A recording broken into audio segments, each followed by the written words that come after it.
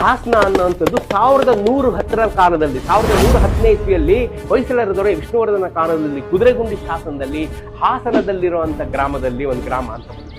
ಹಾಸನ ಅನ್ನೋ ಹೆಸರು ಮೊದಲ ಬಾರಿಗೆ ಇವತ್ತು 1000 ವರ್ಷಗಳ ಹಿಂದೆ ಹೊಯ್ಸಳರ ದೊರೆ ವಿಷ್ಣುವರ್ಧನ ಕಾಲದ ಶಾಸನ, ಕುದುರೆಗುಂಡಿ ಶಾಸನ, ಹಾಸನದ ಹತ್ರ ಕುದುರೆಗುಂಡಿ ಅಂತಿಲ್ವಾ. ಆಕ್ಚುಲಿ ಆ ಕುದುರೆಗುಂಡಿ ಅನ್ನೋದೇ ಒಂದು ಐತಿಹಾಸಿಕ ಗ್ರಾಮ. ಅದ್ರ ಕಥೆಯನ್ನು ಹೇಳ್ಬಿಡ್ತೀನಿ ಕೇಳಿ.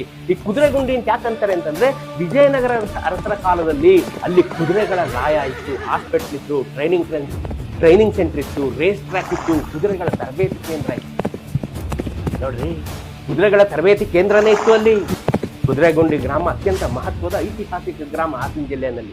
ಅಲ್ಲಿ ದೊರೆತಂತ ಶಾಸನದಲ್ಲಿ 1110ರ ಹೊಯ್ಸಳರ ವಿಷ್ಣುವರ್ಧನ ಶಾಸನದಲ್ಲಿ ಮೊದಲ ಬಾರಿಗೆ ಹಾಸನದ ಪ್ರಸ್ತಾಪ ಬರುತ್ತೆ.